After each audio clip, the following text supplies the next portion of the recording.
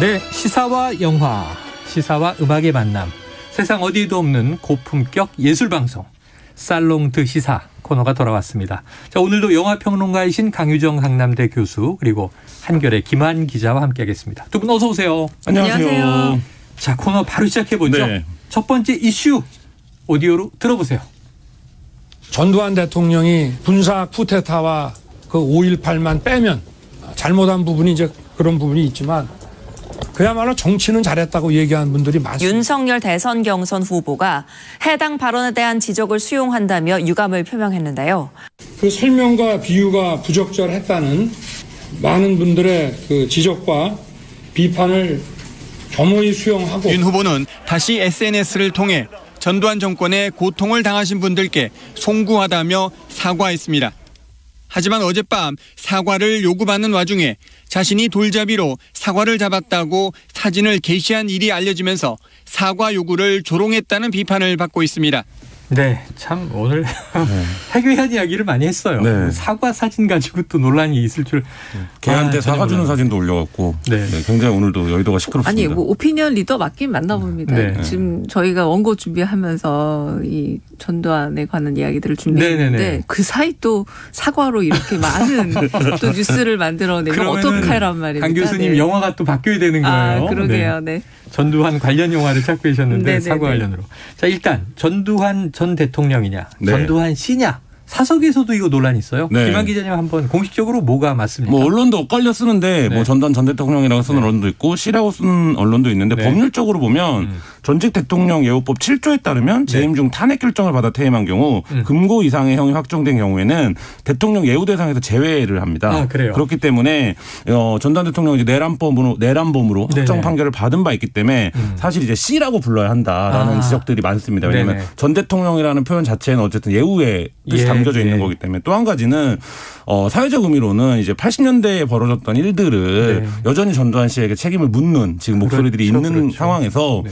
씨라고 부르는 게 마땅하다 이런 이제 좀 의견들도 많이 있습니다. 아직도 재판이 걸려 있는 거잖아요. 그렇죠. 뭐 뉴스에 지금도 출연하고 있고. 예, 뭐 화제의 인물이라고 할 수 있는데 그렇습니다. 사진만 지켜도 어쨌든 뭐 그 언론에 보도가 되니까. 네. 근데 지금 이제 걸려 있는 재판은 5.18 민주화운동 당시에 헬기 사격을 증언한 고 조비오 신부가 네, 있었습니다. 네. 이제 고 조비오 신부를 가면을 쓴 사탄이다. 네, 이렇게 네. 회고록에서 표현을 해서 그 부분에 대한 이제 재판을 지금 받고 있는데 매번 뭐 네. 출석을 하냐 안 하냐 이런 네. 부분으로 이제 논란이 되고 있고 그다음에 많은 분들이 이제는 좀 잊어버린 것 같은데 전두환 씨가 추징금 2,200억 원을 선고를 네, 받았습니다. 근데 이 중에 966억 원을 거의 절반. 네, 24년이 지나도록 아직 안 내고 있는 네네. 그런 상황입니다. 꽤 오랜 기간 지금 29만 원밖에 네. 없다는 주장이 네. 화제가 되고 명언이 있는데. 돼버렸잖아요. 네. 그런데도 29만 이제 원밖에 없다. 골프장에서도 목격되고 맞습니다. 와인 파티도 목격되고 자, 그래서 참 그러면 이게 80년 아닙니까? 그렇죠. 5월 광주 네. 그리고 이 79년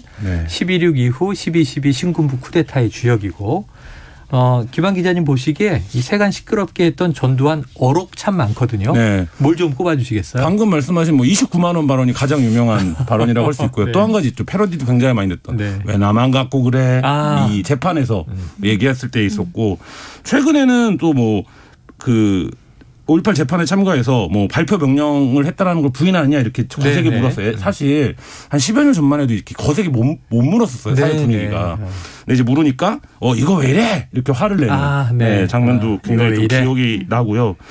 그다음에 뭐 그 치매를 앓고 있는데 골프장에서 발견된 적이 있었잖아요. 그래서 그때 추징금 왜 안 내냐라고 묻는 정의당 당시 이만수 기억나네요. 부대표한테 네가 좀 내줘라. 네가 좀 내줘라. 네, 얘기했던 게 굉장히 좀 그러니까 이게 전두환이라고 하는 사람이 한국 사회에서 그동안 어쨌든 전두환으로 대변되는 세력이 누려왔던 권력의 발현으로서 이 어록이 존재하는 거기 때문에 뭐 네. 들으면서 저희가 가볍게 얘기하지만 굉장히 좀 씁쓸한 단상입니다. 강 교수님, 지금 이만큼 한국 사회에 이제 어쨌든 부정적인 영향을 많이 끼쳤기 때문에 영화의 소재로도 맞습니다. 꽤 많이 이 활용됐을 것 같은데 어떤 작품들이 생각나세요? 그냥 가리지 않고 네. 이건 전두환 씨에 대한 이야기다라고 알 수 있는 영화들만 해도 꽤 많습니다. 꽤 많아요. 그러니까 그렇지 않고 만약에 그냥 80년대 시대상 속에 전두환의 그림자까지 찾아가면 어마어마하게 많고요. 그렇겠네요. 그럼에도 불구하고 이제 딱 이거는 전두환 씨를 다루고 있다라고 하는 작품들은 잘 아시다시피 이제 택시 운전사는 5.18에 관한 이야기이기 때문에 5.18이라면 당연히 전두환 씨를 생각할 수밖에 없는 영화고요. 마찬가지로 화려한 휴가 있습니다. 화려한 휴가. 네, 좀 더 먼저 나온 영화고요. 남영동 1985 역시도 1985년이라는 이 그렇죠. 연도 자체가 깊숙하게 연루되어 있는 그런 인물이라 할 수 있겠고 조금 약간 다른 의미에서 접근했던 게 스카우트라는 영화가 있었어요. 스카우트. 네, 이제 야구 선수를 이제 스카우트하는 과정에서 이제 현대사의 즐거움과 만나는 장면인데 역시나 광주의 이야기였고 전두환 씨와 연결될 수밖에 없고요. 그리고 가장 최근에 화제가 됐던 영화들 중 하나로 이제 변호인이라는 고 노무현 대통령을 좀 모델로 했다라는 그 작품의 재판 역시도 바로 이제 전두환 정권과 관련되어 있기 때문에 그러니까 전두환과 전두환 정권, 전두환 씨에 관한 이야기들은 정말 수없이 많고요. 현대사 영화들이 다 관련되어 있네요. 맞습니다. 88 올림픽 그렇죠. 관련 영화들 내지는 뭐 강남 개발에 관련된 영화들 뭐 들어가 보면 뭐 흔적이 없다고 말하기 참 어려운. 1987도 전두환 정권과의 투쟁을 그린 작품이잖아요. 그렇죠. 시민항쟁. 야, 정말 많다. 이런 생각이 나오는데 그럼 오늘 강 교수님. 어떤 영화를 뽑아오셨습니까? 먼저 26년이라는 26년? 작품입니다. 네, 2012년 개봉작이었는데 이때만 해도 굉장히 두근두근한 영화였어요. 왜냐하면 왜 그랬냐면 이게 웹툰 원작입니다. 맞아요. 강풀의 웹툰 원작인데 이제 5.18 민주항쟁을 그리고 민주항쟁의 여러 가지 피해자들 그 피해자들을 만들 수밖에 없었던 주범으로 전두환 씨를 지칭하고 그리고 피해자들이 피해에 대한 사적 복수. 그러니까 왜냐하면 역사적으로 합법적으로 이게 응징을 안 해주니까 결국은 일종의 자경단을 꾸려서 이 부분에 대해서 사과를 받겠다고 처음에 시작하는 약간 얘기입니다. 독립운동영화 암살의 마지막과도 비슷해요. 네, 그러니까 이 당시는 판타지였던 거죠. 그렇죠. 이거 절대로 지금 재판도 했잖아. 그렇죠. 우리 그랬지만 뭐 29만 원밖에 없다고 하고 뭐 네가 갚아라고 한 이런 수준인데 우리 이대로 참을 수 없고 저 사람이 저렇게 여전히 떵떵거리며 살면서 그리고 그 영화에도 제일 중요하게 다뤄지는 게 그 주변에 그 신념을 공유하고 있는 사람들이 여전히 남아있는 거예요. 헤게모니를 가지고 결국은 저 상징적 핵심을 무너뜨려야겠다라고 다짐을 하고 당시 피해자의 주변인들이 모여서 이제 복수를 다짐하는 영화였고 이때만 해도 그냥 판타지로 봤죠. 네, 절대 저렇게밖에 안 되나 보다라고 조금은 안타까운 마음으로 봤던 영화이기도 합니다. 만화는 흥행이 굉장히 됐었어요. 그렇죠. 관심도 뜨거웠고. 맞습니다. 네. 저희 대학생 시절에는 전두환 체포조도 있었어요. 학생 조직마다. 그런데 이 26년 영화는 이제 뭐랄까요? 이 독립 영화로 맞습니다. 이 제작비를 모금해서 만들면서 좀 인디 영화가 된 만들기가 쉽지가 않았던 거죠. 우리 잘 알다시피 변호인도 영화 만들 때 제작비를 꾸리기가 상당히 어려웠다. 김한 기자님 보셨죠? 26년. 아니요. 영화로는 못 봤고 저도 웹툰은 이제 봤었는데 제가 본 지가 오래돼갖고 내용이 기억이 가물가물해서 들어오기 전에도 교수님한테 이게 기억이 가물가물하다라고 했었는데 근데 이때 어쨌든 이런 생각은 들어요. 그러니까 예를 들면 사적 복수를 하는 거 외에는 해결 방법조차도 찾을 수 없는 상황을 이미 10년 전에 고발을 했는데 그 대중문화로서. 근데 이게 지금 10년이 지나서 이분이 뭐뭐만 빼면 잘했다 이런 발언이 주요한 대선 정치 후보 입에서 나온다라는 것 자체가 그러니까 지난 10여 년이 한국 사회가 많이 온 것 같은데 또 어떤 면에서는 굉장히 퇴행적인 이거를 그대로 보여주는 게 아닌가라는 생각이 듭니다. 자, 두 번째 영화가 또 있죠? 네, 이번엔 남산의 부장들. 이건 많이들 거의 다 보셨더라고요. 거의 보셨을 작품인데 왜 이 작품을 골랐냐면 아직은 직접 권력을 잡기 직전의 모습을 보여주는 그리고 그 모습이 일테면 대단히 소위 말해서 자신이 스스로를 미화했듯이 용맹해서라거나 내지는 지략이 뛰어나서가 아니라 상황 파악을 잘 보다 눈치를 잘 보다가 빈틈을 잘 노렸다라는 걸 이 영화가 생각보다 잘 보여줍니다. 아니 대놓고 가방 들고 이제 돈 들고 나오는 장면. 그러니까 사실 그 리스트를 따지자면 뭐 이병헌 씨 나오죠. 곽도원 씨 나오죠. 굉장히 쟁장한 배우들 속에 이 배역 자체가 상당한 조연급입니다. 근데 그 역사 역사적 사실에서도 사실은 그냥 조연 정도밖에 안 되는 캐릭터였는데 사실상 박정희의 눈에 든 것도 우연찮게 일테면 네. 육사 후배로서 이제 눈에 띈 것처럼 이번에도 우연찮게 그런 혼란한 틈을 탔다라는 걸 잘 보여주는 작품이고 오히려 저는 막 엄청난 거악 그리고 엄청난 악마적 캐릭터로 그렸던 영화들보다 약간은 시시하게 그린 네. 이 영화 속 캐릭터가 어쩌면 더 저 사람의 본질에 가까울 수도 있지 않을까라는 생각이 좀 들기도 했었고요. 또 이 작품은 코로나가 발생한 이후 2020년에는 가장 주목받았던 작품이기도 하고 잘 알려져 있는 이제 김규평 이런 인물로 나오긴 합니다. 네. 이병헌 씨와 그리고 그 옆에 있었던 이제 경호실장 곽산천으로 나오는데 누구나 다 아는 이제 차지철 씨 역할을 했던 그렇죠. 거고 그래서 이 역사적인 사건 이면에 이제 개인의 심리를 따라가고 있는데 그 가운데도 이제 전두환으로 예측되는 그 인물에 대한 심리도 잘 그려져 있는 작품. 실제 인물과 뻔하게 매칭이 되는데 맞습니다. 아니라고 아닌 척하죠. 이름을 다 바꿨는데 네. 이 전두환 백은 극중 이름이 전두혁이어서 맞아요. 너무 대놓고 가장 가까웠던 외모도 인물이라 그렇고. 송나에서 우리가 이제 뭐 전두환 시대를 기억하는 방법이 여러 가지가 있지만 네. 그 제가 어렸을 때 들었던 얘기 중에 기억이 나는 건 대머리가 TV 출연이 안 되던 시절이에요. 그러니까 대통령이 대머리이기 때문에 그렇게 부르시면 또 탈모인들이. 네. 근데 어쨌든 뭐 이게 민머리라고. 닮아서 출연하지 못했던 어떤 권위주의 경우도 있었고. 그래서 그거네. 박용식 씨인가요? 네. 탤런트? 그래서 그래서 제가 SBS 개국했을 때 저희 아버지가 저 사람이 50 때는 못 나왔었는데 지금 이제 나왔다. 시대가 달라졌다. 뭐 이런 얘기를 들었던 기억이 나는데 대중문화에서 그래서 이 묘사하는 방식이 항상 그 외모적인 특징. 근데 그거를 희화하는 게 아니라 당시에 그래서 탄압을 받기도 하고 그랬었거든요. 그런 분들이. 그러니까 이제 뭐 부인의 어떤 얼굴 형상처럼 생긴 여배우는 못 나오게 한다든지 뭐 이런 일들이 있었기 때문에 우리가 전두환하면 뭐 쓰레스 정책, 대중문화를 굉장히 활성화한 뭐 이런 걸로 기억을 하시는 분들도 설명을 하는 사람도 있지만 사실 실상은 그렇지 않았다 이런 생각을 뭐 그 영화를 보면서도 했었습니다. 자, 시간이 아쉽습니다. 너무나 주옥 같은 얘기들이 많은데 김한 기자님 여기서 자 전두환 이슈 관련 선곡 어떤 음악 추천하시겠어요? 80년대의 앨범에는 모두 이런 건전 가요가 있었습니다. 맞아요. 네. LP 끝에. 네, 끝에. 근데 이 건전 가요 중에 80년대 풍경을 묘사하는 가장 크게 히트를 했던 노래 정수라의 대한민국 골라봤습니다. 이 노래 나오나요? 네.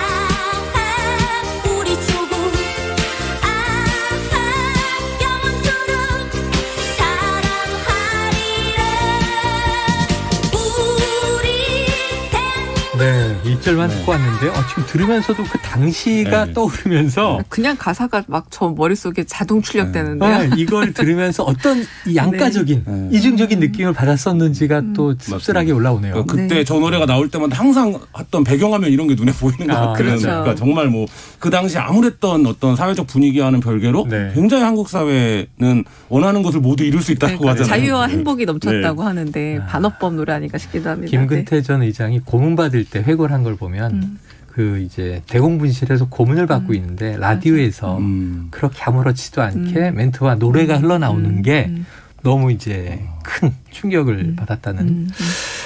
자, 다음 이슈로 넘어가 보겠습니다. 자, 이 심석희 선수 하면 우리가 그동안 이 금메달리스트인데 그렇죠. 스포츠 영웅이죠. 엄청난 피해자였단 말이에요. 또 성범죄에 어떻게 메달리스트를 이렇게 했을 수가 있을까 했는데 이번에는 가해 논란이 벌어져서 이 오디오로 뉴스 일부를 좀 듣고 오겠습니다. 충돌 논란에 휩싸인 쇼트트랙 심석희 관련 논란이 승부 조작 의혹으로까지 확산됐습니다. 조사위원회가 구성이 되고 난 다음에 언론에 이슈됐던 전반적인 내용들을 검토하고 그리고 난 다음에 조사를 할 수 있는 방안을 만들어서 신속하게 처리할 수 있도록 하겠습니다. 스포츠 인권단체에서는 심석희에 대한 2차 가해라는 우려의 목소리가 나오고 있습니다. 사회적 여론이 피해자를 비난하게 하고 공격하게 하고요. 또 그걸 통해서 가해자의 가해 사실을 은폐하거나 물타기를 해서 왜곡시키는 것. 그것이 바로 2차 가해죠. 네, 지금 김한 기자님께서 심석희 선수 관련 이 의혹들 나오고 있는 걸 좀 한번 정리해 주세요. 지금 뭐 한 3가지 정도인데요. 첫 번째는 고의 충돌 논란입니다. 그러니까 대회 중에 특정 선수를 탈락시키기 위해서 코치랑 모의해서 일부러 충돌을 한 게 아니냐 이런 의혹을 받고 있는 건데요. 근데 실제 그 충돌하는 화면을 보면 약간 여러 가지 좀 의구심이 들긴 해요. 근데 이제 여기서 문구가 뭐 브래드버리 해버리자 이런 표현이 나오는데 이게 스포츠계에서 굉장히 유명한 말인데 쇼트트랙에서 그 앞에 선수가 다 넘어져서 뒤에 유유히 오던 꼴찌 선수가 금메달을 획득한. 그게 아마 그 나라 제가 국적이 정확히 기억이 안 나는데 첫 금메달 동계. 선수 이름이 브래드버리죠. 예, 그래서 그런 이제 모의를 했다라는 혐의를 받고 있고요. 그리고 또 한 가지는 이제 그 심석희 선수에 대한 성폭행 가해자였던 조재범 코치가 폭로한 내용인데 심석희에게 금메달을 만들어주기 위해서 승부 조작을 최소 2차례 이상 했었다. 뭐 이런 이제 혐의에 대한 의혹을 받고 있고 그것을 인지했던 거냐 몰랐던 거냐 뭐 이런 부분들. 그리고 이제 마지막으로는 특정 선수를 도청했다. 그러니까 예를 들면 어떤 선수의 어떤 사실을 알아내거나 험담을 하거나 혹은 뭐 이런 걸 하기 위해서 같은 대표팀 내에서 선수를 도청했다. 지금 뭐 이런 혐의를 받고 있습니다. 야, 이게 이 정도 되면 뭐 우리가 생각하는 스포츠가 이게 뭐 자아실현을 위한 자기 급기의 과정 스포츠가 아니라 무슨 비즈니스판 내지는 어두운 정치판 이런 느낌이 막 드는데 저희 교수님, 강 교수님은 이거 어떻게 보셨나 궁금한 게 원래는 지금 심석희 선수가 성폭행의 희생자, 피해자였고 이 가해자로 수감 중인 조재범 전 쇼트트랙 대표팀 코치가 이러한 내용을 외부에 공개하면서 역으로 또 다른 2차, 3차 파장이 커지고 있는 거예요. 어떻게 보십니까? 어떻게 이해해 줄까요? 이걸 단순히 개인의 문제로 보는 게 아니라 구조적 문제로 접근해야 풀릴 수밖에 없다고 생각합니다. 왜냐하면 지금 우리가 얘기를 나누고 있는 와중에서도 심석희 선수가 피해자이기도 하고 가해자이기도 한데 여기서 단순히 피해자, 가해자가 아니라 관계 속에서 피해자고 관계 속에서 가해자가 될 수도 있는 그런 상황인데 왜냐하면 굉장히 폐쇄적으로 이 빙상계가 금메달이라는 수학 때문에 많은 분들에게는 영웅으로만 알려지면서 그동안 너무 골마운 문제가 많은 게 핵심이 아닌가 싶어요. 폐쇄적이고 지금 그들끼리 나누는 저는 녹취록을 따라가는 것도 생각보다 힘들었어요. 왜냐하면 이게 은폐된 사회일수록 생각보다 그 사회 내부에 좀 은어가 많아집니다.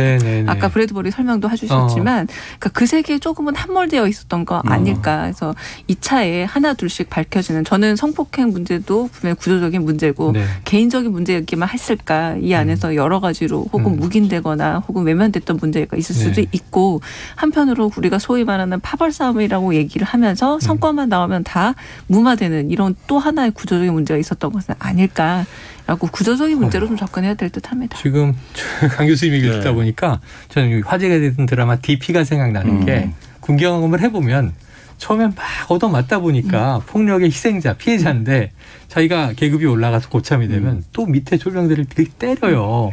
그럼 이제 다시 가해자로 전환되는 거잖아요. 이 구조의 악순환의 사슬이 이어지는데 스포츠계도 폐쇄되면 그런 일이 있겠구나 하는 생각이 드는데 어떤 영화와 연관을 지어주시겠습니까? 자, 일단은 빙상, 겨울 동계 스포츠라는 점에서 아이토냐라는 영화를 골라왔는데요. 실제 선수 이야기죠? 굉장히 유명한 이야기입니다. 이제 토냐 하딩이라는 또 이런 이야기들이 언제나 어디서 일어나냐면요. 10등과 11등 정도 된 선수들에서 일어나지 않아요. 1등과 2등 사이에서 일어나는 겁니다. 게다가 서로 왔다 갔다 할 때. 네. 김연아 선수 아사다 마오가 생각나요. 그렇죠. 근데 그들은 국적도 다르고 언어도 다르고 코치도 다르니까 경기 때만 만나니까 올림픽 때만 만나지만 그때만 만나니까 긴장감 있는 라이벌 관계가 형성이 된다면 이게 팀 내에 만약에 1, 2등이 같이 있다라고 하면은 좀 더 골치 아파지는 거죠. 그렇죠. 그리고 이런 거잖아요. 반에서 2등 했는데 전교 2등하는 기분. 이게 훨씬 더 기분이 묘하게 나쁘잖아요. 그렇죠. 그래서 그런 분 아니면 반에서 전교 2등인데 전국 2등인 이런 느낌이니까 그래서 결국 이 토냐 하딩이라는 이 캐릭터가 우리 정말 알고 있었던 그 어떻게 상대 라이벌에게 위해를 가했고 그리고 이것이 드러나는 과정들을 보여주면서 특히 영화는 그 어머니의 억압적인 그런 환경들 그러니까 자신의 의지보다는 잘 인정받지 못했던 딸로서 왜곡된 수단을 통해서라도 인정받으려 했던 한 인간 캐릭터를 보여주고 있는데요. 근데 여기서 아무래도 우리가 이 동계올림픽이라는 것 자체가 약간은 위험하잖아요. 그렇죠. 아무래도 도구를 활용하고 우리도 언제나 위험을 감수하고 좀 보기도 하는데 결국 이 낸시 캐리건 폭행 사건을 조금 더 인간적 관점에서 들여다보고자 했던 작품이 바로 이 토냐. 아우 얘기만 들어도 슬프네요. 스포츠가 이렇게 슬퍼서요. 멘탈 코치를 인터뷰한 적이 있었는데 프로 선수들의 이제 선수로 그러니까 우리가 어른으로 성장해가면서 받아야 되는 여러 가지 교육과 가치들이 있잖아요. 근데 이제 학생 선수들은 그 가치가 다 사라지고 오로지 경쟁의 세계에서 본인이 커가거든요. 그러니까 그 과정에서 필연적으로 폭력이 동반된다거나 아니면 내가 나의 수단을 목적을 정당화시키기 위해서 수단 같은 거는 상관없어지는 뭐 이런 세계 안에서 길들여지는데 사실 우리가 이제 그걸 탈피하자 이런 얘기를 한 지가 벌써 수십 년인 것 같은데 맞습니다. 여전히 이제 미시적으로 들어가 보면 그 세계에서 선수들은 모두 쟤만 없으면 내가 1등인데 쟤만 없으면 내가 순위권에 드는데 이거 외에 다른 이제 어떤 중요한 가치들을 인정받지 못하고 그게 이제 결국 존재에 대한 상실로 이어지고 뭐 이런 게 이제 지금 학생 선수들이 겪고 있는 공통의 문제가 아닌가라는 생각이 듭니다. 지난 도쿄올림픽이 참 논란이 많았지만 우리가 뭐 금메달 몇 개, 은메달 몇 개 이번에는 신경을 덜 썼던 것 같아요. 이제 선수들이 얼만큼 경기를 즐기느냐 4위 해도 한국식 기록 냈네. 우리가 박수 쳤고요. 그리고 본인도 기뻐서 막 뛰었고 그래서 이젠 스포츠를 즐기는 문화로 우리가 좀 선진화되는구나 했는데 아직도 이런 장면들은 현장에 남아있는 거죠. 또 영화가 있죠? 네, 이번에는 폭스캐쳐라는 작품인데요. 제가 무척 좋아하는 작품이기도 하고 좀 연기, 뭐 연출 아주 좋은데 스포츠계에 관련된 영화입니다. 이것도 사실 실화 이야기이고요. 이제 서울과 관련돼 있기도 합니다. 왜냐하면 1984년에 이제 그 마크 슐츠라는 선수가 레슬링에서 금메달을 땄는데 형이 훨씬 더 유명한 거예요. 그러니까 사람들이 얘도 금메달리스트인데도 사람들이 만나면 데이비드인가요? 데이브인가요? 그러니까 아예 이름을 형 이름만 물어본 정도로 그렇게 고민하고 있었던 찰나 그 듀퐁이라는 거 아시죠? 듀퐁 듀퐁 회사에 그러니까 사실은 엄청난 그런 섬유 기업이기도 하고 그렇죠. 대단한 전 세계 500개 기업에서 만든 이래로 빠진 적이 없다고 합니다. 그런 기업의 회장인 듀퐁이 갑자기 내가 레슬링을 지원해 주겠다. 나랑 같이 레슬링 하자라고 하는데 점점 어떤 식의 욕을 하냐면 나 네 멘토 맞지?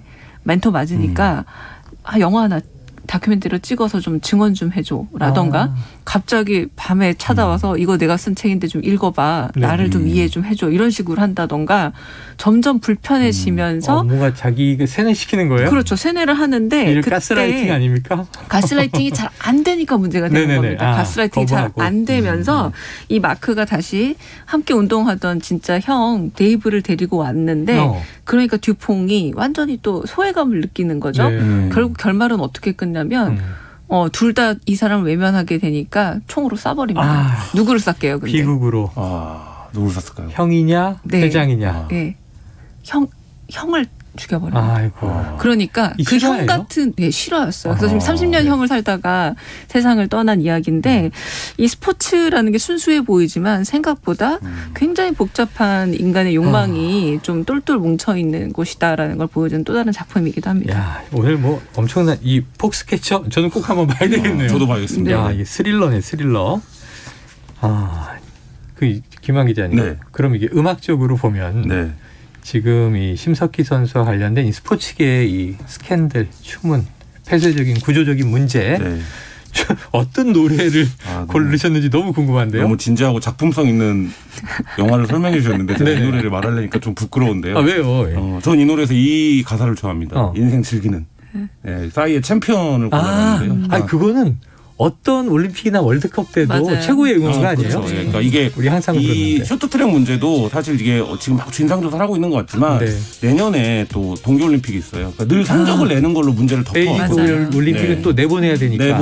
결국 그래도 금메달 따면 또 잊어먹고 우리가 하는데 그게 아니라 정말 이번에는 이 문제를 해결해야 되고 그러려면 우리가 금메달 따는 선수를 대접하는 게 아니라 그 운동에서 정말 매진해서 자기의 한계를 넘어서는 선수들을 응원하자는 의미에서 싸이의 챔피언을 불러봤습니다. 싸이 챔피언. 자, 오늘 얘기 들으면서 그런 생각이 들어요. 우리가 결과만 집착하다 보니까 맞습니다. 과정을 눈을 가리고 있었던 거죠.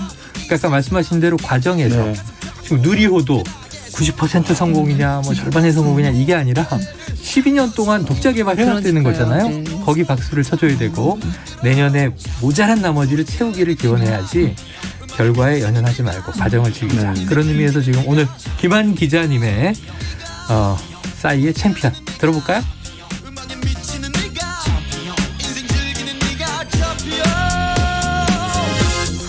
자, 오늘 여기서 김한 기자님과 강유정 교수님 보내드리겠습니다. 오늘 말씀 감사했습니다. 감사합니다. 감사합니다.